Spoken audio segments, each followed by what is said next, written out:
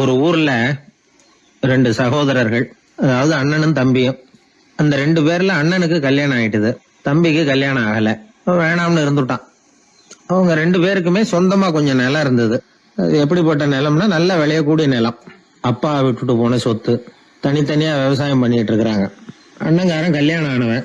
அவன் என்ன நினைப்பான்னா, நமக்கு மனைவி மக்கள் இருக்கிறாங்க, அதனால கடைசி காலத்துல நம்மளை காப்பாத்துறதுக்கு பிள்ளைங்க இருக்கிறாங்க, அதாவது முதுமையில நமக்கு பாதுகாப்பு உண்டு. ஆனா என் தம்பிக்கு தான் யாருமே இல்ல. அவன் கல்யாணமே பண்ணிக்கல, தனி ஆள். அவனுக்கு வயசானா அவனை கவனிக்கிறதுக்கு யாருமே இல்லையே. அதனால அவன் தான் அதிகமா பணம் சேர்க்கணும், அதுக்கு நாம தான் எப்படியாவது உதவி பண்ணணும் அப்படின்னு அண்ணங்காரன் நினைப்பான். அதுக்காக என்ன செய்யலாம்னு யோசனை பண்ணுவான். ஒரு நாள் ராத்திரி ஒரு சாக்கு நிறைய நெல்லை போட்டு எடுத்து கட்டிட்டான். கட்டி தூக்கிட்டு போறான். தம்பி வீட்டுக்கு பின்பக்கம் இருந்த களஞ்சியத்துல நெல்லை கொட்டிவிட்டு பேசாம திரும்பி வந்துட்டான். அவனுக்கு தெரியாம இதை செஞ்சுட்டான். ஏன்னா தம்பி கிட்ட நேரடியா கொடுத்தா வாங்கிக்க மாட்டான். அதனால இப்படி ரகசியமா போய் அவனுக்கு தெரியாமலே அவன் வீட்டு களஞ்சியத்துல தானியத்தை கொட்டி விட்டு திரும்பி வந்துட்டான். இதே மாதிரி அடிக்கடி பண்ணிட்டு இருக்கிறான் அவனுக்கு தெரியாம. ஆனா இதே நேரத்துல தம்பிக்காரன் என்ன யோசனை பண்ணான் தெரியுமா? நாம தனி ஆளு, ஆனா அண்ணன் குடும்பம் பெருசு, அதனால எனக்கு அதிகமா எதுவும் தேவையில்லை, அண்ணனுக்கு தான் தேவை அதிகம். குடும்பத்துல உள்ளவங்களை எல்லாம் காப்பாத்தணும், அவருக்கு தான் நாம ஏதாவது உதவி பண்ணணும்னு நினைச்சான். இவனும் அதே மாதிரி யோசனை பண்ணான். நேர்ல கொடுத்தா அவர் எதுவும் வாங்கிக்க மாட்டார், அதனால எப்படியாவது வேற வழியில தான் நாம அவருக்கு உதவி செய்யணும்னு யோசனை பண்ணான். அதனால இவனும் ராத்திரியோட ராத்திரியா ஒரு சாக்கு நிறைய தானியத்தை கொட்டி கட்டி எடுத்துக்கிட்டான். அண்ணனோட களஞ்சியத்துல கொட்டி விட்டு கம்முன்னு திரும்பி வந்துட்டான். இதே மாதிரி இவனும் அடிக்கடி செஞ்சுக்கிட்டு இருந்தான். அதாவது அண்ணன் நல்லா இருக்கணுமேன்னு நினைச்சு தம்பிக்காரன் கொண்டாந்து தானியத்தை கொட்டுறான், தம்பி நல்லா இருக்கணுமேன்னு நினைச்சு அண்ணங்காரன் கொண்டாந்து தானியத்தை கொட்டுறான். இது ஒருத்தருக்கு ஒருத்தர் தெரியாம தொடர்ந்து நடந்துகிட்டு இருக்குது. ஒரு நாள் என்னாச்சு தெரியுமா? நடு ராத்திரி அண்ணங்காரன் எழுந்திரிச்சான். வழக்கம் போல நெல்லு மூட்டையை தூக்கிட்டு தம்பி வீட்டுக்கு போறான். அதே நேரம் தம்பியும் எழுந்திரிச்சான். நெல்லு மூட்டையை தூக்கிட்டு அண்ணன் வீட்டுக்கு போறான். ரெண்டு தெருவும் சந்திக்கிற ஒரு இடத்துல ரெண்டு பேரும் மோதிக்கிட்டாங்க. அதுக்கப்புறம் தான் நிமிந்து பாக்குறாங்க யாருன்னு. அடடே தம்பி நீயா அண்ணா அவன், ஆமா அண்ணே நீங்களா அண்ணா இவன். ரொம்ப காலமா ரகசியமா நடந்துகிட்டு இருந்தது என்னங்கிற விஷயம் அப்பதான் அந்த இடத்துல ரெண்டு பேருக்குமே புரிஞ்சுது. இது நடந்து ரொம்ப காலம் கழிச்சு அந்த ஊர்ல கோயில் கட்டுறதுக்கு ஒரு இடம் தேடினாங்களாம். ஒரு புனிதமான இடம் தேவை, நம்ம ஊர்ல அப்படிப்பட்ட இடம் எதுன்னு எல்லாரும் யோசனை பண்ணாங்களாம். எல்லாரும் ஒரு மனதா முடிவு பண்ண இடம் எது தெரியுமா? அந்த அண்ணனும் தம்பியும் நடு ராத்திரியில சந்திச்சுக்கிட்ட அந்த இடம் தான். அதுதான் புனிதமான இடம் அப்படின்னு முடிவு பண்ணாங்க. அந்த இடத்துலதான் கோயிலையும் கட்டினாங்களாம். கடவுளை வணங்குகிறவர் வணங்காதவர் அப்படிங்கிற அடிப்படையில சமயத்தை கண்டறிவதில்லை, அன்பு செலுத்துகிறவர் செலுத்தாதவர் அப்படிங்கிற ரெண்டு வகையினரில் தான் சமயம் கண்டறியப்படுகிறது அப்படிங்கிறது பெரியவர்கள் கருத்து. இந்த காலத்துல எல்லாம் சகோதர பாசம் இப்படியா இருக்குது. ஒருத்தன் சொன்னான், எங்க வீட்டுல பங்கு பிரிச்சப்போ எனக்கு எதுவுமே வேணாம், எல்லாத்தையும் எங்க அண்ணங்கிட்டே கொடுத்துருங்கன்னு சொல்லிவிட்டேன் அப்படின்னா ரொம்ப பெருமையா. பரவாயில்லையே, உங்க அப்பா விட்டுட்டு போனது எவ்வளவு இருக்கும்னு. அது என்ன சுமாரா ஒரு 50,000 இருக்கும்னா. என்ன சொத்தான்னு கேட்டேன். இல்லைங்க கடன் அப்படின்னா. அதனாலதான் கடன் இருக்குங்கிறதுனாலதான் அண்ணங்கிட்டே கொடுத்துருங்க அப்படின்னு தாராளமா சொல்லிவிட்டு வந்திருக்கிறான். இப்படி இருக்குது சகோதர பாசம். ஆனா பாசம்ங்கிறது ரொம்ப உயர்வானது. அது அண்ணன் தம்பிகள் எப்படி இருக்கணும் அப்படிங்கறதுக்கு அந்த அபூர்வ சகோதரர்கள் ஒரு உதாரணம். குடும்பத்துல மற்றவர்கள்ட்ட நேசத்தோடையும் பாசத்தோடையும் பழகினாதான் வாழ்க்கை இனிமையா அமையும். கல்யாணத்துக்கு போயிருந்தியே, எப்படி இருந்ததுன்னு கேட்டார் ஒருத்தர். எப்படி இருந்தது? சாப்பாடு சரியில்லை, சாம்பார்ல உப்பு பத்தல, இப்படி அடுக்கிக்கிட்டே போனார் அடுத்தவர். இது ஒரு மனித சுபாவம். எப்பவுமே எதிர்மறையான செய்திகளை பேசுறதுலதான் மனிதனுக்கு ஆர்வம் அதிகம். எது சரியில்லைங்கிறத சொல்றதுக்கு தான் அவன் ஆசைப்படுறான், எது சரியா இருந்ததுங்கிறத சொல்றதுக்கு அவன் ஆசைப்படுறது இல்ல. இப்ப எல்லாரும் சொல்லுவாங்களே, ஒரு பெரிய வெள்ளைத்தாள்ல நடுவுல ஒரு சின்ன கருப்பு புள்ளிய வைங்க, அத ஒருத்தர்கிட்ட காட்டி இது என்னன்னு கேட்டா கருப்பு புள்ளின்னு தான் சொல்லுவார். ஒரு சின்ன கருப்பு புள்ளியத்தான் அவர் கவனிக்கிறார், அந்த புள்ளிய சுற்றி இருக்கிற விசாலமான வெள்ளை பகுதியை அவர் கவனிக்கிறது இல்ல. இது மனித இயல்பு. ஒரு கண்ணாடி முன்னாடி போய் நிக்கிறோம், முகத்தை பாக்குறோம், கொஞ்சம் யோசனை பண்ணி பாருங்க. முகத்துல நமக்கு பிடிக்காத பகுதியை தான் முதல்ல கவனிப்போம். கன்னத்துல ஒரு பரு இருந்ததுன்னா அதுதான் முதல்ல நம்ம கண்ணுல படும். கருப்பா ஒரு மச்சம் இருந்தா அதைத்தான் நாம முதல்ல கவனிக்கிறோம். ஒரு சின்ன காயம் இருந்ததுன்னா ரொம்ப கவனிச்சு கூர்ந்து பாக்குறோம். அதை சுற்றி இருக்கிற அழகான பகுதிகள் எல்லாம் அதுக்கு அப்புறம் தான். அவ்வளவு தூரத்துக்கு ஏன் காலையில ஒரு செய்தித்தாளை கையில எடுத்து புரட்டுறீங்க, எதிர்மறையான செய்திகளை தான் முதல்ல பாக்குறோம், ஆக்கப்பூர்வமான செய்திகள்லாம் அதுக்கப்புறம் தான். எதிர்மறையான செய்திகள் தான் பத்திரிகைகளின் விற்பனையை உயர்த்துது. இப்ப ஒரு கும்பல்ல கலவரம், பத்திரிகையில செய்தி எப்படி வருது? கலவரத்துல 10 பேர் உயிரிழந்தார்கள் அப்படின்னு தான் வரும். அந்த கலவரத்துல 918 பேர் உயிரோடு திரும்பி போனார்கள் அப்படின்னு போடுறது இல்ல. எத்தனை பேர் இறந்து போனாங்க அப்படிங்கிறது தான் பத்திரிகைக்கு முக்கியம். ஏன்னா மனித மனம் அதை தான் கவனிக்குது. பாதகமான செய்திகளே பத்திரிகைகள்ல அதிகமா வருது, எதிர்மறையான செய்திகளுக்கு தான் அதிக முக்கியத்துவம் கொடுக்கப்படுது. இதனால என்ன ஆகுது தெரியுமா? இந்த உலகத்துல எங்க பார்த்தாலும் கொலையும் கொள்ளையும் விபத்தும் உயிரிழப்பும் தான் நடந்துகிட்டு இருக்கு அப்படிங்கறது மாதிரி ஒரு பிரமை. இந்த உலகத்துல மகிழ்ச்சிகளை எல்லாம் நாம மறந்துடுறோம். வாழ்வின் வெளிச்சங்களை எல்லாம் நாம இழந்துடுறோம். இன்னைக்கு விமான விபத்துல 214 பேர் உயிரிழந்தார்கள் அப்படிங்கிறது எதிர்மறையான செய்தி. இன்று விமானம் மூலமாக 2 லட்சம் பேர் சௌக்கியமாக பயணம் செய்தார்கள் அப்படிங்கிறது நேரடியான செய்தி. ஆனாலும் செத்ததுதான் செய்தியா வரும். சௌக்கியமா போனவங்களை பத்தி வெளியில தெரியாது. வாழ்க்கையின் சாதகமான அம்சங்கள்ல கவனம் செலுத்துறதுக்கு நாம கத்துக்கணும். இந்த உலகத்துல நாம மகிழ்ச்சியா இருக்கிறதுக்கு எவ்வளவோ விஷயங்கள் உண்டு. அதையெல்லாம் கவனிச்சு பாக்குறதுக்கு நாம கத்துக்கணும். ஒரு நாள் பூராவும் நல்லா நடந்துகிட்டு இருப்பீங்க. ஏதோ ஒரு நேரத்துல வாழைப்பழத்தோல்ல காலை வச்சிருப்பீங்க, வழிக்கு விழுந்துட்டீங்க. வழிக்கு விழுந்ததுதான் நமக்கு பெருசா தெரியும். நாலு பூரா நாம நல்லா நடந்துகிட்டு இருந்தோமே அப்படிங்கிறது தெரியாது பெருசா. நமது பலம் என்னங்கிறதுலதான் அதிக கவனம் தேவை. தோல்வி மனப்பான்மை இது நெகட்டிவ் ஆட்டிடியூட்ஸ். தாழ்வு மனப்பான்மை நெகட்டிவ் செல்ஃப் இமேஜ். எதிர்மறையாவே நினைக்கிறது பேசுறது அப்படிங்கிற குணத்தை மாத்திக்காதவன் எந்த காலத்திலயும் முன்னேற முடியாது. அப்படிப்பட்டவன் வெற்றிகரமான மனிதனும் கிடையாது. ஆகையினால வாழ்க்கையில வெற்றி பெற விரும்புகிறவர்கள் எதிர்மறை மனோபாவத்தை மாற்றிக்கொள்ளுங்கள். நெகட்டிவ் விஷயங்கள்ல இருந்து உங்க கவனத்தை திருப்புங்க. பாசிட்டிவ் விஷயங்கள்ல கவனத்தை செலுத்துங்கள். ஒரே விஷயத்த கூட சில பேர் பாசிட்டிவா எடுத்துக்குவாங்க, சில பேர் நெகட்டிவா எடுத்துக்குவாங்க. ஒரு சத்திரத்துல 2 சாமியார்கள் சந்திச்சுக்கிட்டாங்களாம். தங்களுடைய சொந்த கதைகளை அவங்க பேசிக்கிட்டாங்க. ஒரு சாமியார் சொன்னார், எனக்கு சம்சாரம் இல்ல, அதனாலதான் நான் சாமியார் ஆயிட்டேன் அப்படின்னார். இன்னொருத்தர் சொன்னார், எனக்கு சம்சாரம் இருக்கா, அதனால நான் சாமியார் ஆயிட்டேன் அப்படின்னார். அதனால வாழ்க்கைய அவரவர்கள் பாக்குற பார்வை வேற வேற மாதிரி. எதையும் எதிர்மறையா எடுத்துக்கப்படாது, ஆக்கப்பூர்வமா எடுத்துக்கணும். அப்படிங்கறத புரிஞ்சுக்கிட்டோம்னா நம்ம வாழ்க்கையில வெற்றி நிச்சயம். நான் கணக்குல ரொம்ப வீக்கு சார் அப்படின்னு சொல்லிக்கிறதுல நம்மள பல பேர் வெக்கப்படுறது இல்ல. நம்ம மூளை கணக்கு போட எப்பவும் தயாரா தான் இருக்குது. ஆனா அதை நாம சரியா உபயோகப்படுத்துறது இல்ல, அதுதான் விஷயம். கம்ப்யூட்டர் வந்த பிறகு இன்னமும் சௌகரியமா போச்சு. கணக்கு போடுற வேலையெல்லாம் அதுகிட்ட ஒப்படைச்சிட்டோம். கம்ப்யூட்டரை விட வேகமா மனுஷனால கணக்கு போட முடியுமா அப்படின்னா முடியுமா? ஆனா முடியும்னு நிரூபிச்சு காட்டினவங்க இந்த உலகத்துல ஒரு 10-20 பேர் தான். ஒரு பென்சிலோ காகிதமோ இல்லாம 17 இலக்க எண்களை கூட கூட்டி கழிச்சு பெருக்கி வகுக்கிறாங்க. நீங்க பிறந்ததுல இருந்து இந்த வினாடி வரைக்கும் எவ்வளவு காலம் ஆயிருக்குது அப்படின்னு கேட்டா அதை நொடிகள்ல சொல்றாங்க. ஒரு புஸ்தகத்தை கொடுத்து படிக்க சொல்லி அதுல மொத்தம் எத்தனை எழுத்து இருக்குது அப்படின்னு கேட்டா கரெக்டா சொல்லி விடுறாங்க. இப்படிப்பட்ட திறமைசாலிகள் இந்த உலகத்துல இருக்கத்தான் செய்யறாங்க. அது சரி, அவங்களால மட்டும் அது எப்படி முடியுது? இதுக்கு சரியான விளக்கத்தை இதுவரைக்கும் யாரும் சொல்லல. இந்த கணக்கு புலிகள், கணித மேதைகள் எப்படி அவ்வளவு பெரிய கணக்கெல்லாம் போடுறாங்கன்னு கேட்டா அதுக்கு யாராலையும் சரியான விளக்கம் கொடுக்க முடியல. ஆனா அவங்க எல்லாம் கொஞ்சம் கூட அலட்டிக்காம கணக்கு போட்டு சொல்லி விடுறாங்க. இவ்வளவுக்கும் அவங்க கணக்கு கல்வியை முறையா கத்துக்கிட்டவங்களா அப்படின்னு கேட்டா அதுவும் கிடையாது. சோவியத் ஆய்வாளர் ஒருத்தர் முதல் தடவையா இது சம்பந்தமா ஆச்சரியமான ஒரு முடிவை சொல்லி இருக்கிறார். அவர் என்ன சொல்றாருன்னா, கம்ப்யூட்டர்களையே தோக்கடிக்கக்கூடிய வேகத்துல கணக்கு போடுகிற திறமையுள்ள மூளை இயற்கையிலேயே சில பேருக்கு மட்டும்தான் இருக்குங்கிறது சரியில்லை. இந்த உலகத்துல பிறந்த எல்லாருடைய மூளைக்குள்ளேயும் ஒரு கம்ப்யூட்டர் மூளை இருக்குது அப்படிங்கிறார் அவர். நம்ம கிட்ட இருக்கிற சாதாரண மூளைக்கு அபாரமான திறமை இருக்குதான். இப்போ உதாரணத்துக்கு ஒரு மாமரத்துல உச்சி கிளையில ஒரு நல்ல மாங்காயை பாக்குறோம். ஒரு கல்லை எடுத்து குறி பார்த்து வீசுறோம். ஒரு தடவை இல்லைன்னா கூட இன்னொரு தடவை கரெக்டா பார்த்து அடிச்சு விடுறோம். மாங்காய் கைக்கு வந்துடுது. இது சாதாரணமா எல்லாரும் செய்யக்கூடிய ஒரு காரியம்.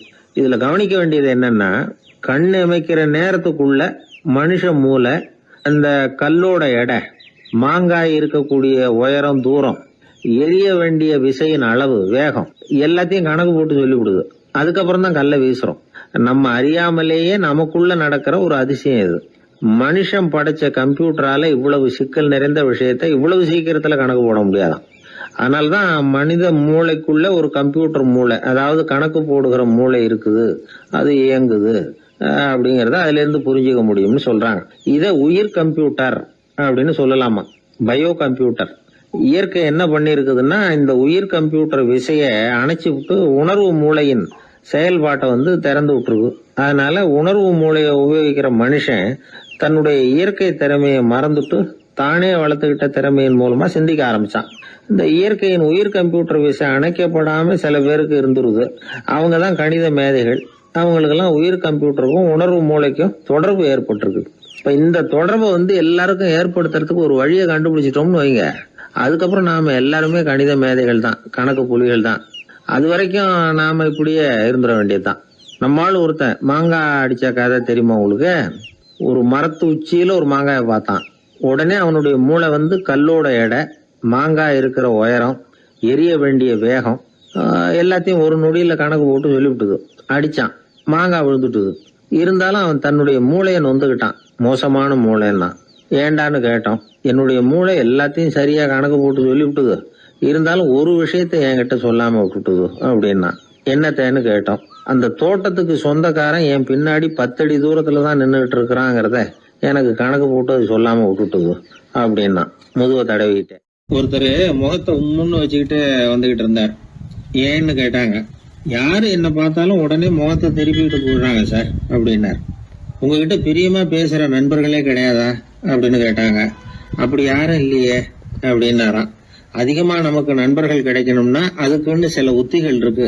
அமெரிக்க எழுத்தாளர் ஒருத்தர் சொல்லியிருக்கிறார் அப்படின்னு சொன்னாங்களாம், விவரம் தெரிஞ்சவங்க. அப்படின்னு அதை எனக்கும் கொஞ்சம் சொல்லி கொடுங்களேன் அப்படின்னு கேட்டிருக்காரு இவர். உடனே அதை பத்தி அவர்கிட்ட சொல்ல ஆரம்பிச்சாங்களாம். அது என்னன்னா, முதல் குறிப்பு என்னன்னா, எதிரில் உள்ளவங்க நிறைய பேசுறதுக்கு வாய்ப்பு கொடுக்கணுமா. நம்ம பத்தியே பேசிட்டு இருக்க கூடாதான். அவர் பேசுற விஷயம் எதுவா இருந்தாலும் ஆமா நல்லது அப்படின்னு சொல்லி ஏத்துக்கணுமா. இது ஒரு குறிப்பு. 2வது குறிப்பு என்னன்னா, கூடுமான வரைக்கும் யாருகிட்டையும் அனாவசியமா வாதம் பண்ணிட்டு இருக்க கூடாது. 3வது குறிப்பு என்னன்னா, எந்த பிரச்சனையையும் அடுத்தவங்க கண்ணோட்டத்திலேயே பார்க்கணும், நம்ம கண்ணோட்டத்திலேயே பார்த்துட்டு இருக்க கூடாது. எப்பவுமே அடுத்தவங்க மனோபாவத்தை நாம புரிஞ்சு வச்சிருந்தோம்னா நம்மள யாராலையும் ஜெயிக்க முடியாது. 4வது குறிப்பு என்னன்னா, ஒருத்தர்கிட்ட பேச ஆரம்பிக்கிறப்பவே இயல்பா அன்பா ஆரம்பிக்கணும். உதாரணத்துக்கு, இந்த சட்டை உங்களுக்கு ரொம்ப பொருத்தமா இருக்குதே அப்படின்னு சொல்லி ஆரம்பிக்கலாம். அதை விட்டுட்டு அன்னைக்கு என்ன சார் என்ன அம்போன்னு விட்டுட்டு அப்படி ஆயிட்டீங்க அப்படின்னு ஆரம்பிக்க கூடாதான். இதெல்லாம் விவரம் தெரிஞ்சவங்க சொல்லி கொடுத்திருக்கிற குறிப்புகள். 5வது விஷயம் என்னன்னா, நம்ம தவறுகளை தயக்கம் இல்லாம ஒத்துக்கணும், அதுக்காக கூச்சப்படக்கூடாது. 6வது குறிப்பு, அடுத்தவங்க கருத்துக்கு மதிப்பு கொடுக்கணும். நீங்க சொல்றது தப்பு சார் அப்படின்னு முகத்துல அடிச்சா அப்படி பேசக்கூடாது. 7வது விஷயம் என்னன்னா, சில பேர் எப்ப பார்த்தாலும் சவால் விட்டுக்கிட்டே இருப்பாங்க. அனாவசியமான சவால் சில பேரால தவிர்க்க முடியாது, அப்படி விடக்கூடாதான். 8வது கருத்து, நம்ம கருத்து என்னவோ அதை எதிராளியின் வாயிலிருந்து வரவழைக்கணும். அப்படி வரவழைக்கிறதுக்கு முயற்சி பண்ணணும். இது ஒரு முக்கியமான கருத்து. அப்புறம் 9வது குறிப்பு என்னன்னா, நம்ம யோசனைய புதிய முறையில சொல்லி பார்க்கலாம். அடுத்தவங்க சொல்ற யோசனையை ஏத்துக்கணும். அந்த யோசனை மகா மோசமா இருந்தா கூட அதை ஏத்துக்கிற மாதிரி நடிக்கலாமா, அது கூட தப்பு இல்லைங்கிறாங்க. 10வது குறிப்பு ரொம்ப முக்கியமானது. அதாவது அனாவசியமா பொய் சொல்லக்கூடாது.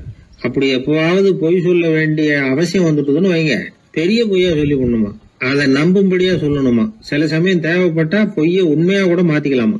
அது எப்படி பொய்ய உண்மையா மாத்திக்கிறது அப்படின்னா, இப்ப எனக்கு கார் ஓட்ட தெரியும்னு நண்பர்கள் கிட்ட பொய் சொல்லியாச்சு. நண்பர்கள் நிஜமாவே ஒரு காரை கொடுத்து ஓட்டுன்னு சொல்றதுக்கு முன்னாடி ஏதாவது ஒரு டிரைவிங் ஸ்கூல்ல சேர்ந்து கார் ஓட்டுறதுக்கே கத்துக்கிறது. இது ஒரு உதாரணம். இது மாதிரி பொய்ய உண்மையாக்கக்கூடிய சில உத்திகள் உண்டு. அதனால சில பிரச்சனைகளை தீர்த்தர முடியுமா. அப்புறம் 11வது குறிப்பு என்னன்னா, உயர்ந்த நோக்கங்களை மட்டும் வெளியில பேசணும். உள் மனசு எவ்வளவு ஒட்டடை படிஞ்சு கிடந்தாலும் பரவாயில்ல, அதை பத்தி பேச வேண்டியதில்லை. 12வது குறிப்பு சொல்றாங்க, சிறந்த நல்ல நண்பர்களை தேடிதான் பெற வேண்டியிருக்கும், அவ்வளவு சுலபமா கிடைச்சிட மாட்டாங்க அப்படின்னு சொல்றாங்க. இவ்வளவு குறிப்புகளும் அமெரிக்க நிபுணர் ஒருத்தர் சொல்லி வச்சிருக்கிறார். இப்படி எல்லாம் நடந்துகிட்டா நமக்கு நல்ல நண்பர்கள் கிடைப்பாங்களாம். முயற்சி பண்ணி பார்க்கணும். இந்த காலத்துல எல்லாம் எத்தனையோ விதமான நண்பர்கள் உண்டு. ஒருத்தர் ரொம்ப கவலையோட நின்னுகிட்டு இருந்தார். கண்ணு கலங்கி இருந்தது. ஏன் இப்படி கவலையோட நின்னுகிட்டு இருக்கிறீங்க அப்படின்னு கேட்டோம். என்னுடைய நண்பன் ஒருத்தன் ஒரு நாள் கோபத்துல என்னை பார்த்து சொல்லிவிட்டான், உன்னோட 1 வருஷத்துக்கு பேச மாட்டேன் போ அப்படின்னு சபதம் போட்டுட்டான் அப்படின்னார். அதுக்காகவா இப்படி கவலைப்பட்டுக்கிட்டு கண் கலங்கி நிக்கிறீங்க அப்படின்னு கேட்டோம். இதுக்கு அவரு சொன்னார், நான் அதுக்காக கவலைப்படல சார், அந்த 1 வருஷ கெடு என்னையோட முடியுது, அதை நினைச்சுதான் கவலைப்படுறேன், கண்ணீர் விடுறேன் அப்படின்னாராம் சோகமா. ஒருத்தர் ரொம்ப கவலையோட வந்தார். ஏன் இப்படி ஒரு மாதிரியா வர்றீங்க அப்படின்னு கேட்டேன். அவர் என்ன நிமிர்ந்து பார்த்தார். என்னை பார்த்து ஒருத்தன் பைத்தியம்னு சொல்லிவிட்டான் சார், அவன் அப்படி சொன்னதுக்கு அப்புறம் தான் நான் இப்படி ஆயிட்டேன்னாரு. அதுக்காக நீங்க பெருமைப்படுங்க, வருத்தப்படாதீங்கன்னு. அவருக்கு ஒன்னும் புரியல. அவரு என்ன ஒரு மாதிரியா பார்க்க ஆரம்பிச்சுட்டார். நான் உடனே ஓஷோ சொல்லி இருக்கிற சில கருத்துக்களை அவர்கிட்ட எடுத்து சொன்னேன். இத பாருங்க, இந்த உலகத்துல பல பெரிய மேதாவிகள்லாம் சாதாரண மக்கள் கண்ணுக்கு பைத்தியமா தான் தெரிஞ்சிருக்கிறாங்க அப்படின்னு விவரத்தை சொன்னேன். ஏன்னா மத்தவங்க மாதிரி அவங்க கவலைப்படுறது இல்ல, எதுக்கும் இறுக்கம் அடையறது இல்ல, சாவை கண்டு பயப்படுறது இல்ல, அற்பமான மகிழ்ச்சிக்கு ஆசைப்படுறது இல்ல. அவங்க முழுமையா வாழறாங்க. மத்தவங்கள இது பாதிக்குது. ஏன்னா இவங்களால அவங்க மாதிரி அலட்டிக்காம இருக்க முடியறது இல்ல. அதனால இருக்க ஆரம்பிச்சு விடுறாங்க. அவன் கிடக்குறான் பைத்தியக்காரன் அப்படின்னு சொல்லி அவங்களுக்குள்ளேயே ஆறுதல் அடையறதுக்கு முயற்சி பண்றாங்க. இதுதான் இன்னைக்கு உலகத்துல நாம பாத்துக்கிட்டு இருக்கிறது. ஆனா ஒரு உண்மை என்ன தெரியுமா? இந்த உலகத்துல பைத்தியக்காரர்களும் புத்தி சுவாதீனம் இல்லாதவங்களும் தான் மகிழ்ச்சியாவும் கொண்டாட்டமாவும் இருக்க முடியும். அதனால நமக்கெல்லாம் புத்தி சுவாதீனத்துடன் கூடிய ஒரு பைத்தியக்காரத்தன்மை இருக்கிறது நல்லதுதான். அப்படி இருந்தாதான் வாழ்க்கையை கொண்டாட முடியும். ஒரு மனநல மருத்துவமனையில ஒருத்தர் சிகிச்சைக்காக சேர்ந்திருந்தார். சேர்ந்து 1 வருஷம் ஆச்சு. தான் குணமாயிட்டோங்கிறது அவருக்கு தெரிஞ்சு போச்சு. டாக்டர் கிட்ட விவரத்தை சொன்னார். இது மாதிரி எனக்கு மனசுல தோணுதுங்க, நான் தெளிஞ்சுட்டேன் போல இருக்கு அப்படின்னு அவர் சொல்லியிருக்கிறார். அவரும் சொன்னார், நீங்க சொல்றது சரியாதான் இருக்கும், இருந்தாலும் உங்களை இங்கேயே வச்சிருந்து சில சோதனைகள்லாம் பண்ணி பார்த்துட்டு அதுக்கப்புறம் வீட்டுக்கு அனுப்புறோம் அப்படின்னார். சரிங்கன்னார் அவரு. அதே மாதிரி அவரை மேற்கொண்டு கொஞ்ச நாள் தங்க வச்சு சோதனைகள்லாம் பண்ணி பார்த்துட்டு இவர் சொல்றது உண்மைதான்னு தெரிஞ்சது. இவர் புத்தி சுவாதீனம் சரியா இருந்தது, இவர் நல்ல நிலைமைக்கு வந்துட்டாருங்கிறது டாக்டருக்கு புரிஞ்சது. அதுக்கப்புறம் சரி, நீங்க சொன்னது சரி, இனிமே நீங்க வீட்டுக்கு போகலாம் அப்படின்னு சொல்லி அனுப்பி வச்சார். இவர் வீட்டுக்கு வந்துட்டார். அதுக்கப்புறம் இவர் தன்னுடைய அனுபவங்களை சொன்னாராம்.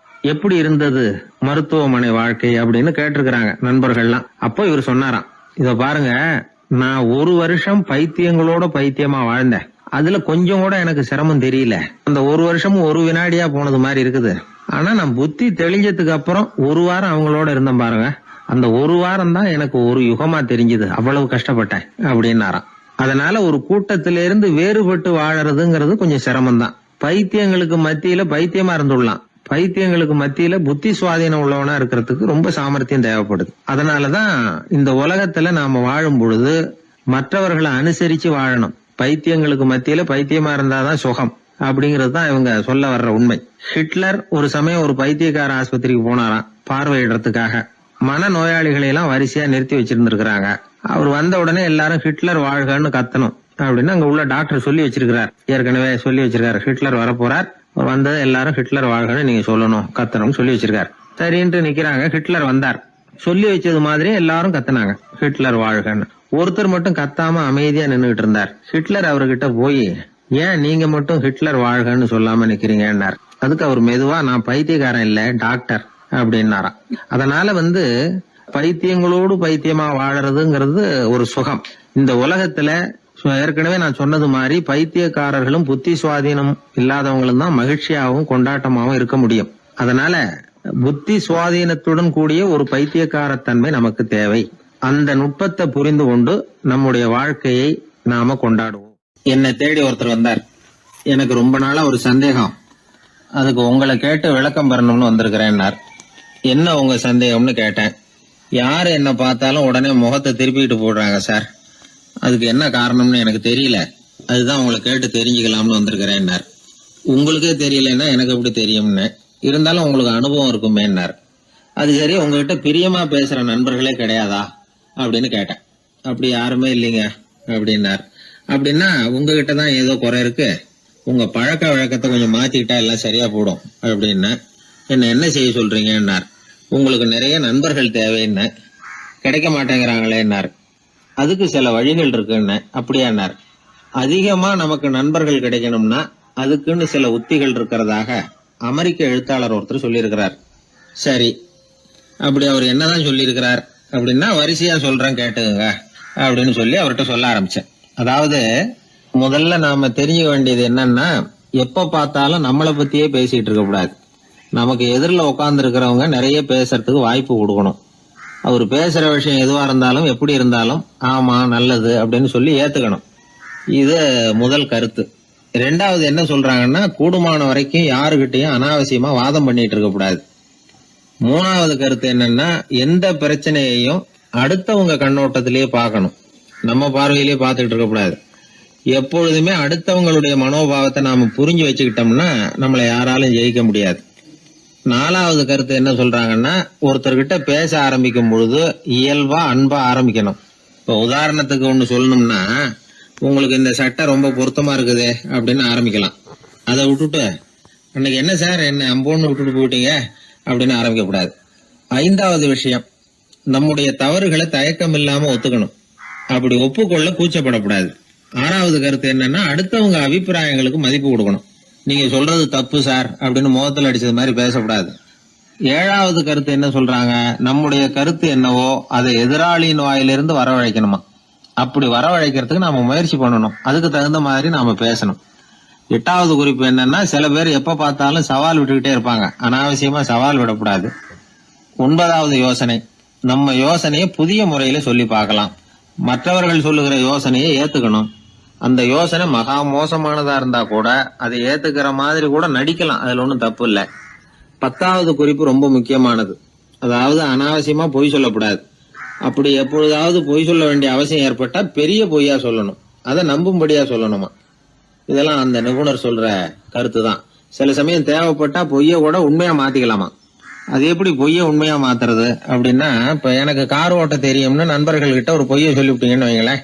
நண்பர்கள் நிஜமாவே ஒரு காரை கொடுத்து ஓட்டுன்னு சொல்றதுக்கு முன்னாடி ஏதாவது ஒரு டிரைவிங் ஸ்கூல்ல சேர்ந்து கார் ஓட்ட கத்துக்கலாமே. இதுதான் இந்த பொய்ய உண்மையா மாத்துறது. இது ஒரு உதாரணம், அவ்வளவுதான். இது மாதிரி பல பொய்களை உண்மையாக்க முடியும். அப்படி பொய்ய உண்மையாக்கி கூட சில பிரச்சனைகளை தீர்த்திட முடியும். 11வது குறிப்பு என்ன சொல்லுதுன்னா, உயர்ந்த நோக்கங்களை மட்டுமே வெளியில பேசணும். உள் மனசு எவ்வளவு ஒட்டடை படிஞ்சு கிடந்தாலும் பரவாயில்ல. 12வது குறிப்பு, நல்ல நண்பர்களை தேடித்தான் பெறணும். அவங்க அவ்வளவு சுலபமா கிடைச்சிட மாட்டாங்க. இவ்வளவும் அனுபவசாலிகள் சொல்லி இருக்கிற குறிப்புகள். இந்த ஆலோசனைகளின்படி நடந்தா நமக்கு நல்ல நண்பர்கள் கிடைப்பாங்க. அதுக்கப்புறம் நமது வாழ்க்கை வெற்றி இருக்கிற திசையை நோக்கி வேகமா நகர ஆரம்பிக்கும். இந்த காலத்திலேயே நல்ல நண்பர்கள்லாம் எத்தனையோ பேர் உண்டு. ஒருத்தர் ரொம்பவும் கவலையோட நின்றுகிட்டு இருந்தார். கண்கள் கலங்கி போயிருந்தது. கிட்டத்தட்ட அழுதுகிட்டு இருந்தார். ஏன் சார் இப்படி அழறீங்க, என்ன ஆச்சு உங்களுக்குன்னு கேட்டேன். ஒரு மெதுவா கண்ணை தொடச்சிக்கிட்டு, என்னுடைய நண்பன் ஒருத்தன் ஒரு நாள் கோவத்துல என்னை பார்த்து உன்னோட 1 வருஷத்துக்கு பேச மாட்டேன் போன்னு சொல்லிவிட்டான், சபதம் போட்டுட்டான் அப்படின்னாரு. அதுக்காக இப்படி கவலைப்படுறீங்கன்னு கேட்டேன். அவர் சொன்னார், நான் அதுக்காக கவலைப்படல சார், அந்த 1 வருஷ கேடு என்னோட முடியுது, நான் அதை நினைச்சு எழுதிட்டு இருக்கிறேன் அப்படின்னா. இப்படிப்பட்ட நண்பர்களும் உண்டு. அதனால நல்ல நண்பர்களா பார்த்து நமக்கு சேர்த்துக்கிட்டோம்னா நம்ம வாழ்க்கையில எந்த முயற்சி எடுத்தாலும் அதுல சுலபமா வெற்றி கிடைக்கும். 11ஆம் நூற்றாண்டுல ஒரு புகழ்பெற்ற இறைநேச செல்வர் வாழ்ந்து வந்தார். அவர் பேரு அப்துல்லா ஹிஸ் சௌமை. இப்போ சோவியத் ரஷ்யாவில் உள்ள ஜீலான்கிற நகரத்தோட புறநகர் பகுதியில நீப்புன்னு ஒரு ஊர், அங்கதான் அவர் இருந்தார்.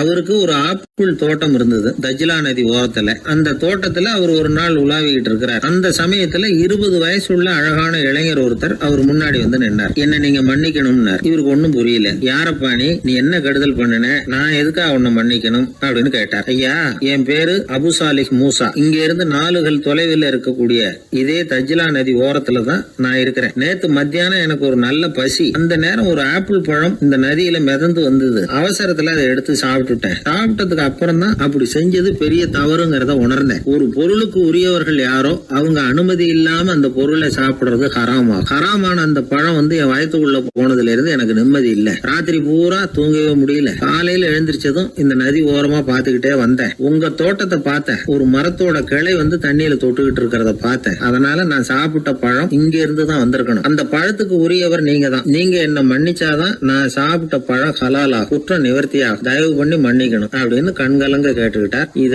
கேட்ட இந்த சௌமையை ஆச்சரியத்தோட அந்த இளைஞரை கூர்ந்து கவனிச்சார். இந்த அளவுக்கு நேர்மையான ஒரு நல்ல மனுஷனை விட்டுறக்கூடாது அப்படின்னு மனசுக்குள்ள முடிவு பண்ணிக்கிட்டார். நிமிர்ந்து அந்த இளைஞரை பார்த்தார். இதுக்கு நீ வந்து தண்டனையை ஏத்துக்கத்தான் வேணும்னார். எதுவா இருந்தாலும் ஏத்துக்கிறதுக்கு தயார்னார் அவர். இதுக்கு தண்டனையா 12 வருஷ காலம் நீ இங்க பணிவிடைகள் செய்யணும்னார். பணிவிடை செய்யறது என்னுடைய பாக்கியமா நினைக்கிறேன் அப்படின்னு சொல்லிவிட்டு மகிழ்ச்சியோட அந்த தண்டனையை ஏத்துக்கிட்டார். 12 வருஷம் முடிஞ்சது. அந்த 12 வருஷ காலத்துல அந்த இளைஞரோட வயசும் தகுதியும் வளர்ந்தது. கடைசியில் அந்த பெரியவர் அந்த இளைஞரை கூப்பிட்டார். இத பாருப்பா, இன்னையோட உன் பணிவிடை காலம் 12 வருஷம் முடிஞ்சது. ஆனா தண்டனை இதோட முடிஞ்சுட்டதா நினைக்காத. அது இன்னமும் முடியல. கடைசியா இன்னும் ஒரு தண்டனை பாக்கி இருக்கு. அதை நீ ஏத்துக்கணும்னார். எதுவா இருந்தாலும் ஏத்துக்கிறதுக்கு சித்தமா இருக்கிறேன் இவர். எனக்கு ஒரு மகள் இருக்கிறா. அவளுக்கு 2 கண்ணும் தெரியாது, 2 காதும் கேட்காது, 2 காலும் செயல்படாது. அவளை நீ கல்யாணம் பண்ணிக்கணும் அப்படின்னார் பெரியவர். இத கொஞ்சமும் ஒரு எதிர்பார்க்கல. திகைச்சார். அடுத்த நிமிஷம் சரி, இதையும் நான் மனப்பூர்வமா ஏத்துக்கிறேன்.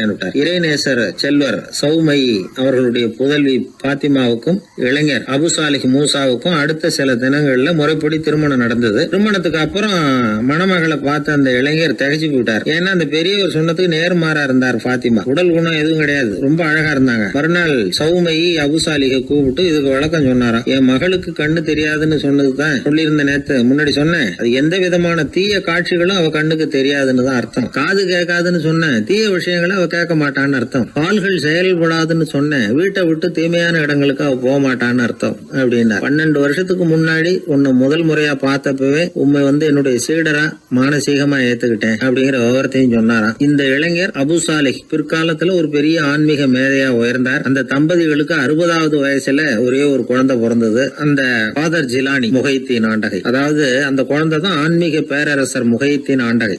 அப்படி அந்த கதையை சொல்லுவாங்க பழைய இதை. அப்படிப்பட்ட பெரியவர்களுடைய வாழ்க்கை தான் நமக்கு வழிகாட்டணும். எனக்கு ஒரு சிநேகிதன், அவன் சொன்னான், டேய் என்னுடைய மாமனார் கூட தன்னுடைய பொண்ணை எனக்கு திருமணம் பண்ணி கொடுக்கறதுக்கு முன்னாடி ஒரு செய்தியை சொன்னார், பொய்ன்னு அப்புறமா தான் தெரிஞ்சது அப்படின்னா. என்ன சொன்னார்னு கேட்டோம். என் பொண்ணு மாசத்துக்கு ஒரு தடவை ஏதாவது கோபம் வந்தா கையில கிடைக்கிறத எடுத்து உங்க மேல எரிவா, நீங்க தான் அனுசரிச்சு நடந்துக்கணும்னு சொன்னார் அப்படின்னா. அப்படி அவர் சொன்னது பொய்யா அப்படின்னு கேட்டேன். ஆமா, அவர் மாசம் ஒரு தடவைன்னு அவர் சொன்னது பொய், தினம் ஒரு தடவை அப்படி செய்யறா, இதுதான் உண்மை அப்படின்னா. ஒரு சீடன் அந்த காலத்துல அஹிம்சைக்கு மரியாதை அதிகமா இருந்தது. இந்த காலத்துல இம்சைக்கு அதிக மரியாதை.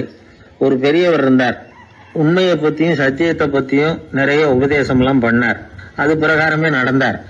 அவர் பின்னாடி நிறைய கூட்டம்லாம் இருந்தது, சீடர்கள் அதிகமா இருந்தாங்க. அவர் கொள்கைக்கு மரியாதை இருந்தது. ஆனா காலப்போக்கில் அந்த மரியாதை குறைஞ்சு போச்சு. அவர் பின்னாடி போன கும்பலும் குறைஞ்சு போச்சு. இது ஏன்? இப்படி ஒரு கேள்வி கேட்டார் ஒருத்தர். அதுக்கு பதில் சொல்ல வந்தார் ஒருத்தர். அவரு ஒரு கதையை சொன்னார், சீக்கிய கதை. அதாவது மகான் குருநானக் உபதேசம் பண்ணிக்கிட்டு இருந்த காலம். அவர் பின்னாடி ஏகப்பட்ட கூட்டம் போற இடமெல்லாம் மக்கள் வெள்ளம் அவர் பின்னாடியே போயிட்டு இருந்ததுதான். அவர் எந்த ஊருக்கு போனாலும் எல்லாரும் பின்னாடியே போனாங்க. இந்த கூட்டத்தையும் அவங்க கிட்ட இருக்கிற ஆர்வத்தையும் போனார் ஒருத்தர். அவரு குருநானக்கோட நண்பர். அவர் நேரா போய் குருநானக்க பார்த்தார். ஆகா, உங்களுக்கு தான் எத்தனை ஆயிரம் சீடர்கள் அப்படின்னார். குருநானக் இதை கேட்டுட்டு லேசா சிரிச்சார், அவ்வளவுதான், பதில் எதுவும் சொல்லல. கொஞ்ச நாள் கழிச்சு குருநானக் ஒரு ஊரை விட்டுட்டு இன்னொரு ஊருக்கு புறப்பட்டார். ஆயிரக்கணக்கான ஜனங்கள் பின்னாடி போனாங்க. சும்மா போல, குரு மகாராஜுக்கு ஜே அப்படின்னு கோஷம் போட்டுக்கிட்டே போறாங்க. ஒரு சாலை ஓரமா போய்கிட்டே இருக்கிறாங்க. திடீர்னு ஒரு இடத்துல ஆகாசத்துல இருந்து செப்பு காசுகள் மழை மாதிரி கொட்டிச்சு. கோஷம் போட்டுக்கிட்டு வந்தவங்க எல்லாம் பாதி பேர் உடனே கதைஞ்சு ஓடினாங்க. அவங்களுக்கு கிடைச்ச செப்பு காசையெல்லாம் பொறுக்கிட்டு மடியில கட்டிக்கிட்டு சொல்லிக்காம கொள்ளாம நழுவி போயிட்டாங்க. அவர் இதையெல்லாம் கவனிக்காம தொடர்ந்து போயிட்டே இருக்கிறார். அடுத்த ஊருக்கு போனார். அங்க மறுபடியும் ஒரு பணமழை. போன தடவை செப்பு காசு கொட்டுச்சு, இந்த தடவை இங்க வெள்ளி காசா கொட்டுது. இப்பவும் இருந்த கூட்டத்துல பாதி பேர் கும்பல் அப்படியே கலைஞ்சு ஓடி போய் முடிஞ்ச அளவுக்கு அதை பொறுக்கிட்டு அப்படியே ஓடிட்டாங்க. குருநானக் தொடர்ந்து போறார். இன்னொரு ஊர்ல மறுபடியும் பணமழை. இந்த தடவை வெறும் தங்க காசா விழுது. இதை பார்த்ததும் மீதி இருந்த கும்பலும் கலைஞ்சு ஓடி போய் தங்க காசை அள்ளிட்டு அம்பேல் ஆயிட்டுது. குருநானக் திரும்பி பார்த்தார். கடைசியா எஞ்சி இருந்தது ஒரே ஒரு சீடர் தான். செப்பு காசு, வெள்ளி காசு, தங்க காசு எதையும் பொருட்படுத்தாம இவர் பின்னாடியே வந்துகிட்டு இருக்கிறார். நீதான்ப்பா என்னுடைய உண்மையான சீடன் அப்படின்னு சொல்லி அவரை வாழ்த்தி அவர்கிட்ட தன்னுடைய பணிகளை ஒப்படைச்சாராம் குருநானக். அவ்வளவுதான் அந்த கதை. அதை கேட்டதும் உண்மைக்கு ஏன் மரியாதை குறைஞ்சு போச்சுங்கிறது புரியுது. நல்லவங்க பின்னாடி போற கூட்டம் குறையறதுக்கு இதுதான் காரணம். காசு தான் முக்கியம்னு நினைக்கிறவங்க அதிகமாயிட்டாங்க இந்த காலத்துல. காசு முக்கியம்தான், இல்லைன்னு சொல்லல. ஆனா காசு நமக்கு அடிமையா இருக்கணும். வேலைக்கார மாதிரி இருந்து வேண்டியதை வாங்கி கொடுக்கணும். நாம காசுக்கு அடிமையாயிடக்கூடாது. அப்படி ஆகும் பொழுதுதான் விவகாரம் ஆரம்பம்.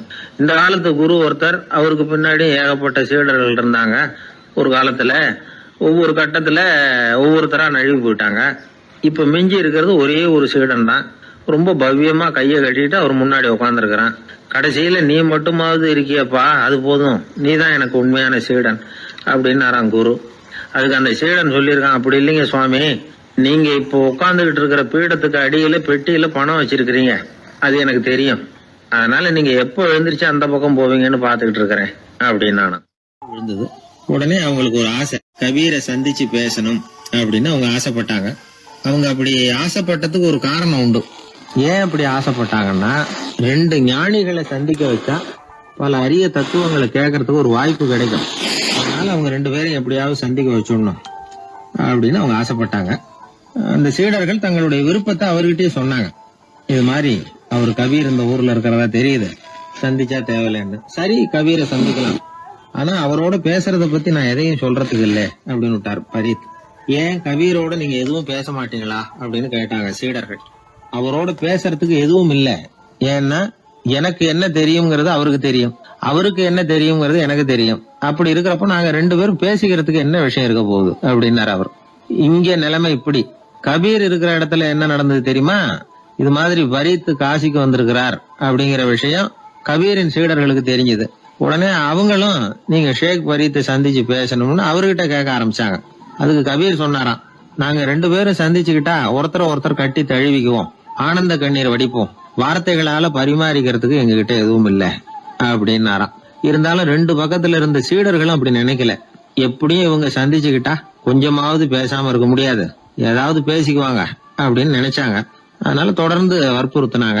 கபீர் பரீத்தை தன்னுடைய ஆசிரமத்துக்கு அழைச்சார். அந்த ஊரின் எல்லைக்கே போய் அவரை அழைச்சிட்டு வந்தார். 2 பேரும் சந்திச்சாங்க. ஒருத்தர் கட்டி பிடிச்சுக்கிட்டாங்க. ஒருத்தர் கைய ஒருத்தர் பிடிச்சபடியே ரொம்ப நேரம் நின்றுட்டு இருந்தாங்க. ஆனந்த கண்ணீர் வழிஞ்சுது. கபீர் ஆசிரமத்துல 2 பேரும் மௌனமா உட்கார்ந்துருக்காங்க. ஏதாவது பேசுவாங்கன்னு சொல்லி எதிர்பார்த்துக்கிட்டே 2 பக்கமும் சீடர்கள் காத்துக்கிட்டு இருக்கிறாங்க. பேசுங்கன்னு சொல்லியும் பார்த்தாங்க. அதை கேட்டதும் லேசா சிரிச்சாங்களே தவிர எதுவுமே பேசிக்கலையா. ஒரு நாள் பூரா இப்படியே போயிட்டுது. அதுக்கப்புறம் பரீத் கபீர் கிட்ட விடைபெற்றுக்கிட்டு புறப்பட்டார்.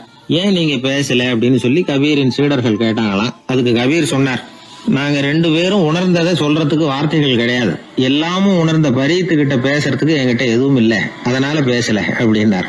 இதே மாதிரி பரீத்தின் சீடர்களும் அவர்கிட்ட கேட்டிருக்கிறாங்க, ஏன் நீங்க பேசலன்னு. எங்க 2 பேர்ல யாராவது ஒருத்தர் பேச ஆரம்பிச்சிருந்தாலும் அதை போல முட்டாள்தனம் வேற எதுவும் இருக்க முடியாதுன்னாரு அவர்.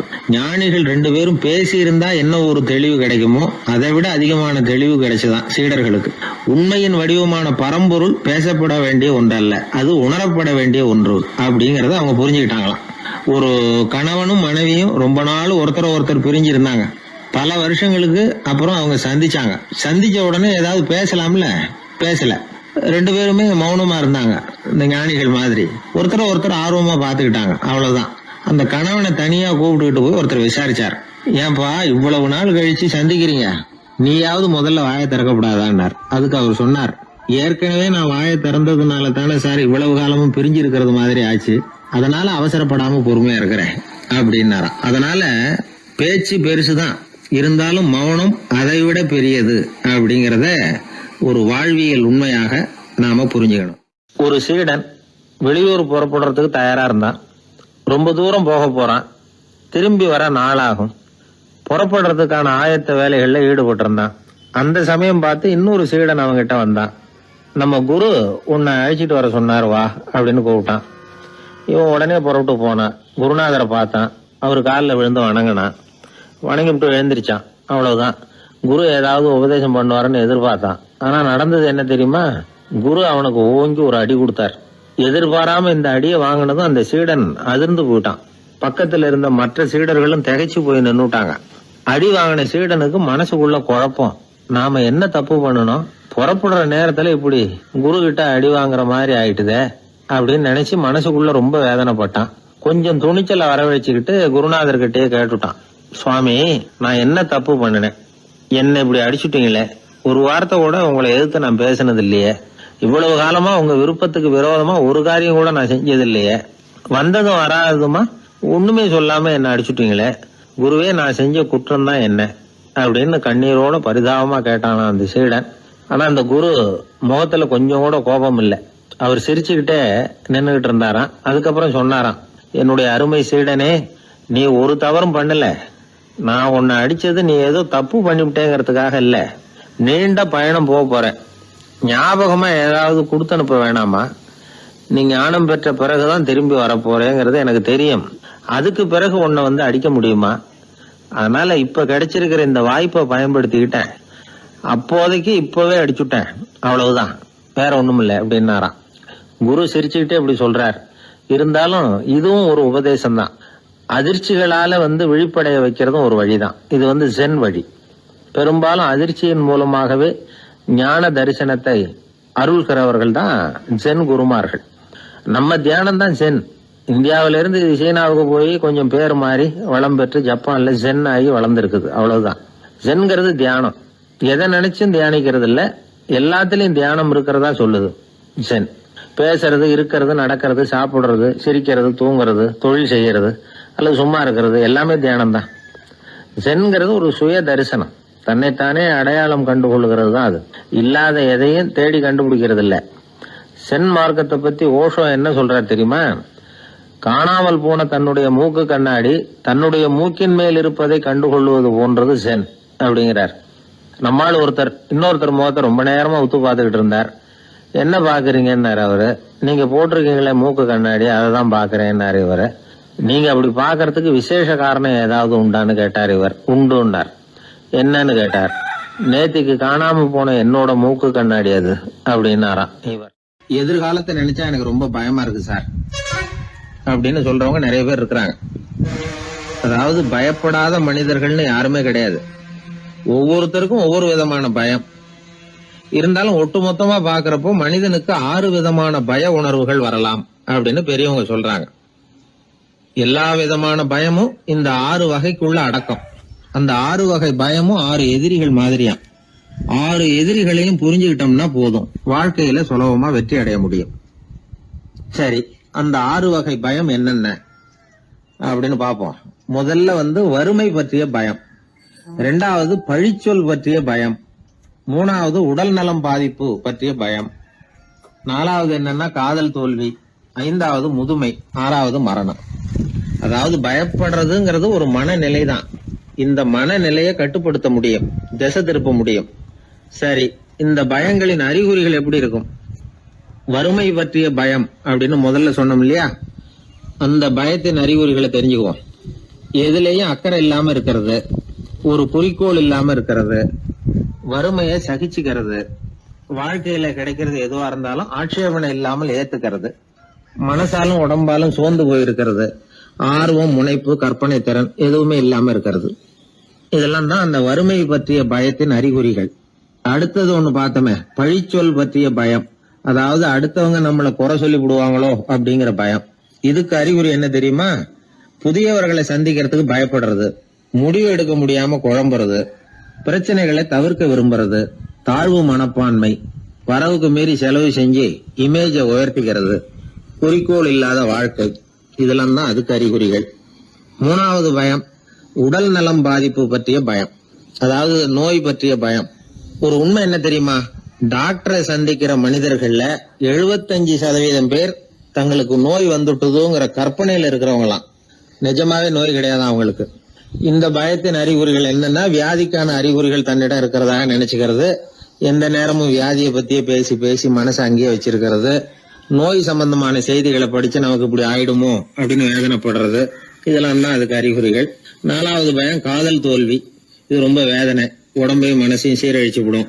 ஆண்களை விட பெண்கள் தான் இந்த பய உணர்வுல அதிகமா பாதிக்கப்படுறாங்க.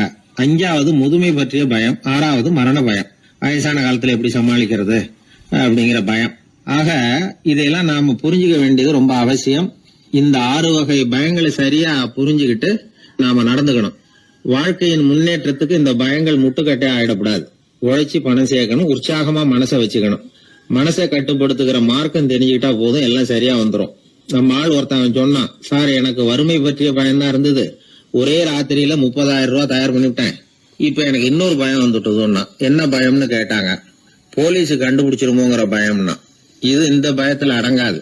அதனால அஞ்சி அஞ்சி சாவார், அஞ்சாத பொருள் இல்லை அப்படின்னு பாரதி சொன்னார் இல்லையா, அது மாதிரி பயத்தை புரிந்து கொண்டு அதற்கு தகுந்த மாதிரி நம்முடைய வாழ்க்கையை அமைத்துக் கொள்ள வேண்டும். அப்படி அமைத்துக் கொள்ளுகிறவர்களுக்கு வெற்றி நிச்சயம். ஒரு ஊர்ல ஒரு குரு இருந்தார். ஒரு நாள் அவரை தேடிட்டு ஒருத்தன் வந்தான். உனக்கு என்ன வேணும்னு கேட்டார் குரு. எனக்கு ஞான தெளிவு வேணும், அதுக்கு உங்க உபதேசம் எனக்கு தேவைன்னா. உபதேசம் வேணும்னா அதை பெற்றுக்கொள்ளுகிற அளவுக்கு தகுதி உள்ளவனா உன்னை தயார்படுத்திக்கணுமேன்னார். அதுக்கு நான் என்ன செய்யணும் சொல்லுங்கன்னா, முதல்ல நீ செய்ய வேண்டியது என்னன்னா, உங்ககிட்ட இருக்கிற எல்லா கெட்ட குணங்களையும் விட்டுட்டு 1 வருஷம் கழிச்சு வா, அப்புறம் பாக்கலான்னாரு. அவ்வளவுதானே, சரின்னு சொல்லிவிட்டு அவன் போயிட்டான். 1 வருஷம் கழிச்சு வந்தான். அவன் அங்க வந்து சேர்ந்த சமயத்துல அந்த ஆசிரமத்தின் மண் தரைய ஒரு வேலைக்காரன் பெருக்கி சுத்தம் பண்ணிட்டு இருக்கிறான். அந்த மண் தரையிலிருந்து எழுந்த புழுதி அதிகமா இருந்தது. அது காத்துல கலந்தது, சீடனையே மறைக்கிற அளவுக்கு ஆயிட்டுது. ஒரே புழுதி மயம். சீடனுக்கு கோபம் வந்துட்டுது. அந்த வேலைக்காரனை அடிக்கிறதுக்காக கைய வாங்கிட்டு போனான். அவன் ஓடி போய் குரு கிட்ட சொல்லிவிட்டான், குருவே, உங்க உத்தரவுப்படிதான் நான் தரையை சுத்தம் பண்ணேன், ஆனா அந்த ஆளு என்ன அடிக்க வர்றான் அப்படின்னா. குரு பார்த்தார், அந்த சீடனை கூப்பிட்டார். இத பாருப்பா, உன்னுடைய எண்ணங்கள்ல பாம்பு புகுந்துட்டுது, அதையெல்லாம் விரட்டி அடிச்சு விட்டு 1 வருஷம் கழிச்சு வா, அதுக்கப்புறம் பார்க்கலான்னுட்டார். சீடன் யோசனை பண்ணான். சரின்னு சொல்லிட்டு போயிட்டான். 1 வருஷம் கழிச்சு மறுபடியும் வந்தான். இப்போ அவன் வர்ற சமயத்துல அந்த வேலைக்காரன் என்ன பண்ணான் தெரியுமா? குரு கட்டளைப்படி தரையை பெருக்கினான். அப்புறம் அந்த புழுதியை எடுத்து வேணும்னே அந்த சீடன் மேல தூவனான். அவ்வளவுதான், சீடனுக்கு மகாகோவம் வந்துட்டுது. அந்த வேலைக்காரனை பிடிச்சி கண்ணாமண்ணான்னு திட்டிவிட்டான். வேலைக்காரன் குரு கிட்ட ஓடனான். ஐயா, அந்த ஆளு வாய்க்கு வந்தபடியெல்லாம் திட்டுறான் அப்படின்னா. குரு பார்த்தார். ஓ அப்படியா? அப்படின்னா இந்த தடவை பாம்புகள் கிடையாது, இப்போ அவன் இதயத்துக்குள்ள நுழைஞ்சிருக்கிறது நாய். அதை விரட்டி அடிச்சு விட்டு இன்னும் ஒரு 1 வருஷம் கழிச்சு அவனை வர சொல், அப்புறம் பார்க்கலாம் அப்படின்னு சொல்லி அனுப்பி வச்சுட்டார். சீடன் திரும்பி போயிட்டான். 1 வருஷம் கழிச்சு மறுபடியும் வந்தான். இப்ப அவன் வர்றப்போ என்ன செய்யணுங்கிறத அந்த வேலைக்காரங்கிட்ட குரு ஏற்கனவே சொல்லி வச்சிருக்கிறார். அது பிரகாரமே அவன் பண்ணனான். அவன் என்ன செஞ்சான் தெரியுமா? கூட்டி பெருக்கின புழுதியை எல்லாம் ஒரு வாளி தண்ணியில போட்டு நல்லா கலக்கி அந்த சீடன் தலையில ஊத்தினான். இவ்வளவு செஞ்சும் இந்த தடவை அவனுக்கு கோபமே வரல. அதுக்கு பதிலா அவனை பார்த்து நன்றின்னா. எதுக்கு நன்றி தெரியுமா? எதையும் சகிச்சுக்கிட்டு அமைதியா இருக்கும் குணத்தை கற்றுக்கொள்வதற்கு உதவியா இருந்ததுக்காக அந்த வேலைக்காரனுக்கு நன்றி.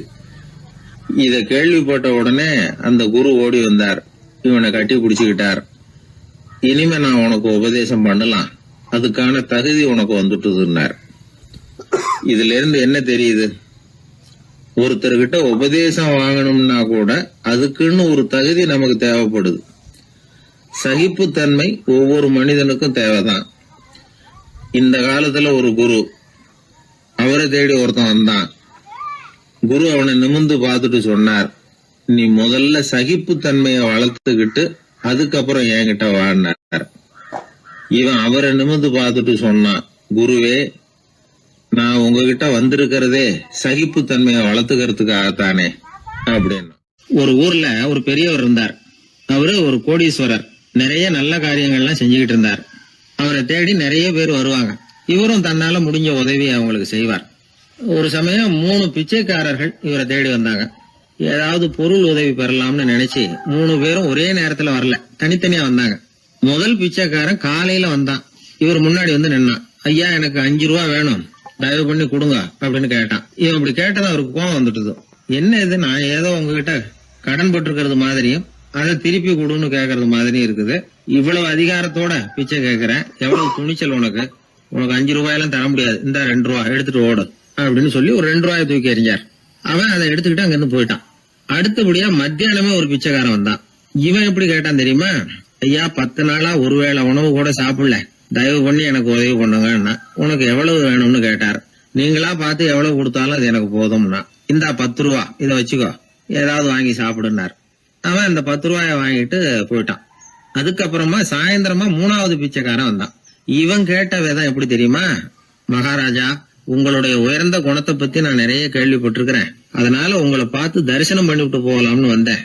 அற வழியில வாழ்ந்து கொண்டிருக்கிற நீங்கள் தான் கண்கண்ட தெய்வம் அப்படின்னா. உடனே அந்த பெரியவர் என்ன சொன்னார் தெரியுமா? ஐயா, தயவு பண்ணி உட்காருங்க, நீங்க ரொம்ப களைச்சு போய் வந்திருக்கிறீங்க, முதல்ல சாப்பிடுங்க, மத்ததெல்லாம் அப்புறம் பார்க்கலாம்னு சொல்லி அவனை உட்கார வச்சு சாப்பாடு போட்டார். அவன் சாப்பிட்டு முடிச்சான். அதுக்கப்புறம் இவர் கேட்டார், இப்ப சொல்லுங்க, நான் என்ன பண்ணணும் உங்களுக்குன்னார். அந்த பிச்சைக்காரன் இந்த அன்புக்கு நெகிழ்ந்து, ஐயா, பசியோட வந்தேன், அறுசுவை விருந்தே படைச்சுட்டீங்க, அது போதும், எனக்கு வேற எதுவும் தேவையில்லை, நீங்க என் பேர்ல காட்டுற அன்பை நான் எப்பவும் மறக்க மாட்டேன், உங்களுக்கு எல்லாம் நல்லபடியா நடக்கும், உங்களுக்கு ஒரு குறையும் வராதுன்னா. இவனுடைய பரிவான இந்த வார்த்தைகள் அவர் மனசை தொட்டுது. அவன் பேர்ல இருந்த அன்பு பல மடங்கு அதிகமாச்சு. அதோட விளைவு என்ன தெரியுமா? இதோ பாருப்பா, இனிமே நீ வெளியில எங்கேயும் போக வேணாம், இங்கேயே இருந்துருன்னார். தன்னுடைய பங்களாவுக்கு பக்கத்திலேயே அந்த ஆளுக்கு ஒரு வீடும் கட்டி கொடுத்தார். கடைசி வரைக்கும் அந்த ஆளை தனக்கு பக்கத்திலேயே வச்சுக்கிட்டார். இந்த கதைய சுவாமி சிவானந்தர் சொல்லியிருக்கிறார். இறைவன் அந்த கோடீஸ்வரன் மாதிரியாம். அந்த 3 வகையான பிச்சைக்காரர்களும் 3 வகையான பக்தர்களாம். இன்றைக்கு உள்ள பக்தர்கள்லாம் இந்த 3 வகையில ஒரு வகையை சேர்ந்தவங்களா தான் இருப்பாங்க. முதல் வகை தான் அதிகமா இருக்கும். 3வது வகை ரொம்ப அபூர்வம். நம்ம ஊர் பக்கம் ஒரு பெரியவர் இருந்தார். அவர் செலவு பண்ண பயப்படுவார். ஒரு பைசா ஒருத்தருக்கு கொடுக்கறதுனால ரொம்ப யோசனை பண்ணுவார். இவரை தேடிட்டு ஒரு நாள் சில பிச்சைக்காரர்கள்லாம் வந்தாங்க. ஐயா, நாங்கெல்லாம் சேர்ந்து ஒரு பிச்சைக்காரர்கள் சங்கம்னு ஆரம்பிக்கிறோம். அதுக்கு நீங்க ஒரு 1000 ரூபாய் நிதி உதவி பண்ணுனா தேவையில்லைன்னாங்க. அதெல்லாம் ஒன்னும் கொடுக்க முடியாது, அவ்வளவு பணம்லாம் என்கிட்ட கிடையாதுன்னு விட்டார் அவர். சரி, ஒரு 100 ரூபாயாவது கொடுங்களேன் அப்படின்னு கேட்டிருக்கிறாங்க. அதுவும் முடியாதுன்னார். இவங்க இன்னமும் இறங்கி வந்தாங்க. சரி, ஒரு 10 ரூபாயாவது கொடுங்க அப்படின்னு கேட்டு பார்த்தாங்க. அதெல்லாம் கிடையாதுன்னு ஒரே முடிவா சொல்றாரு அவர். கடைசியா ஒரு 10 காசாவது கொடுங்க சார், வாங்கிட்டு போறோம் அப்படின்னு கேட்டார் ஒருத்தர் இந்த கும்பல்ல இருந்து. அது கூட என்கிட்ட கிடையாதுன்னு ரொம்ப துல்லியமா சொல்லிவிட்டார் அந்த பெரிய மனிதர். அதாவது எதுவுமே கொடுக்க முடியாது, நீங்க போயிட்டு வாங்கன்னு விட்டார். அப்ப இந்த கும்பல்ல இருந்து ஒருத்தர் சொன்னார், சரி நீங்க எதுவுமே தர முடியாதுங்கிறீங்க, அப்படின்னா ஒண்ணு செய்யுங்களேன்னாங்க. என்ன செய்யணும்னார். பேசாம நீங்களும் எங்க சங்கத்துல ஒரு மெம்பரா சேர்ந்துருங்க அப்படின்னாங்களாம். இப்படி இருக்கிற மனிதர்கள் அதிகம். அதனால இந்த 3 பிச்சைக்காரர்கள் அப்படிங்கிற இந்த கதையிலிருந்து நாம புரிந்து கொள்ள வேண்டியது, எப்படி பேசணும், எப்படி பக்தி செலுத்தணும், எப்படி இந்த உலகத்துல வாழணும் அப்படிங்கிற கருத்து பூராவும் இந்த அறவுரையிலிருந்து நாம புரிந்து கொள்ளலாம். மனுநீதி சோழன் வரலாறு நமக்கு தெரியும். அது மாதிரி நீதி தவறாத ஆட்சியாளர்கள் பல பேர் இருந்திருக்கிறாங்க இந்த உலகத்துல. ஹசரத் உமர் பின் கத்தாப் அப்படின்னு ஒருத்தர், இஸ்லாத்தின் 2வது கலீஃபா இவர். அவருடைய ஆட்சி காலத்துல நடந்த ஒரு நிகழ்ச்சி. இந்த மன்னருக்கு ஒரு மகன், அவர் பேரு அபு ஷஹ்மா. அந்த மிசர் நாட்டு கவர்னர் அமர் பின் ஆஸ், அந்த மன்னருடைய மகன் கவர்னர் அவர்களுடைய கவனிப்புல இருந்தார். அந்த சமயத்துல ஒரு நாள் அவர் மதுபானா இருந்தனர். கவர்னருக்கு தெரிஞ்சு போச்சு. அவருக்கு தர்ம சங்கடமா போயிட்டுது. தவறு செஞ்சது மன்னருடைய மகன். கவர்னர் யோசனை பண்ணார். அவர் மெதுவா தன்னுடைய வீட்டுக்கு அழைச்சிட்டு வந்தார்.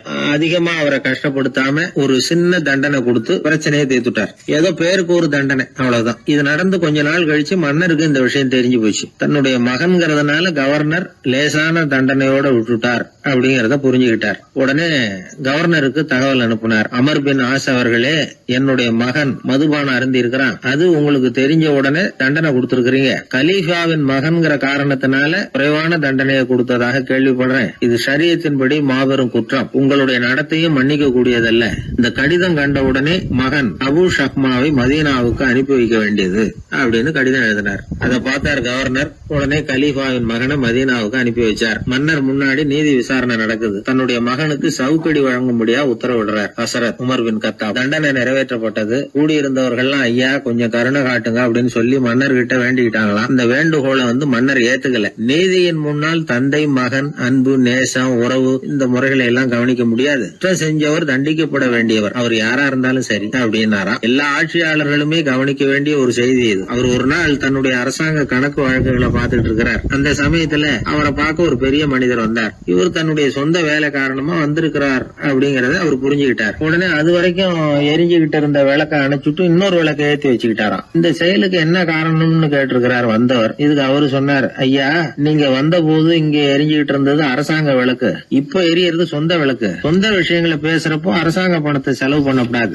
அதனாலதான் விளக்க மாத்தனே அப்படின்னாராம். இப்படிலாம் பல பேர் இந்த உலகத்துல இருந்திருக்கிறாங்க. ஆனா இப்ப எல்லாம் பல பேர் அப்படி இருக்கிறது இல்ல. ஒருத்தர் அப்படிதான் அரசாங்க விஷயங்களை பார்த்துக்கிட்டு உட்கார்ந்து இருக்கிறார். அந்த சமயத்துல ஒரு பெரிய தொழில் அதிபர் அவரை பார்க்க வந்திருக்கிறார். இவரு சடார்னு எழுந்திருச்சு எரிஞ்சுகிட்டு இருந்த விளக்க அணைச்சுட்டார். எங்கும் ஒரே இருட்டு. ஏன் விளக்க அணைச்சுட்டீங்கன்னு கேட்டிருக்கிறார் வந்தவர். இங்க நடக்கிறது மத்தவங்க கண்ணுல பற்றக்கூடாது அப்படிங்கறதுக்காக தான் விளக்க அணைச்சேன். நீங்க கொண்டு வந்திருக்கிறத அப்படி ஒரு ஓரமா வச்சுட்டு போடுங்க, அதுக்கப்புறமா விளக்க போட்டு நான் எடுத்துக்கிறேன் அப்படின்னாரா இவர். ஒரு சாலையில போக்குவரத்து நெரிசல். ஒருத்தர் அடிபட்டு கிடக்கிறார். கூட்டத்துல ஒருத்தர் கத்துறார். உடனே ஆம்புலன்ஸுக்கு போன் பண்ணுங்க அப்படின்னு ஒருத்தர் ஓடி போய் தகவல் கொடுக்கிறார். கொஞ்ச நேரத்துல ஆம்புலன்ஸ் வருது. அடிபட்டவரை கொண்டுட்டு போய் ஆஸ்பத்திரியில சேர்க்குது. அங்க அவசர வைத்தியம். அவர் பொழைச்சுக்கிறார். ஆம்புலன்ஸுங்கிற ஒரு வசதி இல்லைன்னா அவரை அவ்வளவு சீக்கிரத்துல ஆஸ்பத்திரிக்கு கொண்டுட்டு போக முடியுமா? ஆபத்துக்கு உதவுகிற நண்பர் மாதிரி இந்த ஆம்புலன்ஸ்.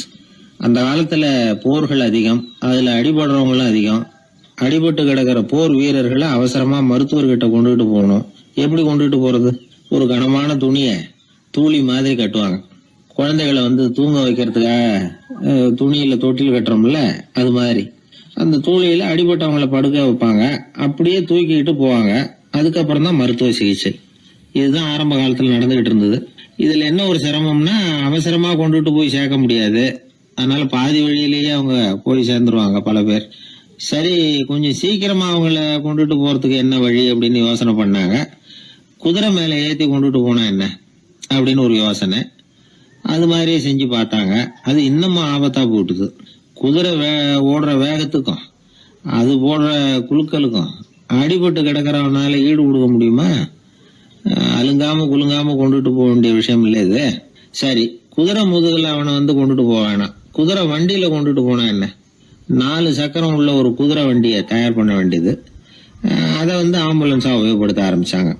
1487 இது பழக்கத்துக்கு வந்துதான். இது கொஞ்சம் சௌரியமா தெரிஞ்சுது. அதனால 1792 வரைக்கும் இந்த முறைதான் நீடிச்சுதான். ஒரு பிரெஞ்சு மருத்துவர், அவரு பேர் பேரன் டொமினிக். அவர் என்ன பண்ணாருன்னா குதிரை வண்டியில படுக்கை வசதியை ஏற்படுத்தினார். முதல் உதவி செய்யறதுக்கு தேவையானதையெல்லாம் அதுல வச்சார். எங்கேயாவது ஒருத்தர் காயம் போட்டிருக்காருன்னு தெரிஞ்சதுன்னா அங்கேயே போய் வேண்டிய உதவிகளை பண்ணார். தன்னார்வ தொண்டர்களையும் இந்த பணியில அவர் ஈடுபடுத்தினாராம். 1864 ஜெனீவா ஒப்பந்தம் ஏற்பட்டது இல்லையா, அப்பதான் ஆம்புலன்ஸ் சர்வீஸுக்கு மோட்டார் வாகனங்களையும் பயன்படுத்தலாம் அப்படின்னு முடிவு பண்ணிருக்கிறாங்க. அந்த சமயத்துல இன்னொரு விதமான ஆம்புலன்ஸ் சேவையும் நடந்துதான். அதாவது ராட்சத பலூன்கள் இருக்குல்ல, அதையெல்லாம் ஆம்புலன்ஸா பயன்படுத்தி இருக்கிறாங்க. முதல் தடவையா அமெரிக்காவில் 1930 தான் ஒரு முழுமையான ஆம்புலன்ஸ் வாகனம் நடமாட ஆரம்பிச்சுதான். அதாவது அதுல ஆக்சிஜன் சிலிண்டர் இருக்கும், ட்ரிப்ஸ் மாதிரி அவசர தேவை உபகரணங்கள் இருக்கும், ஒரு மருத்துவர் இருப்பார், ஒரு நர்ஸ் இருப்பாங்க.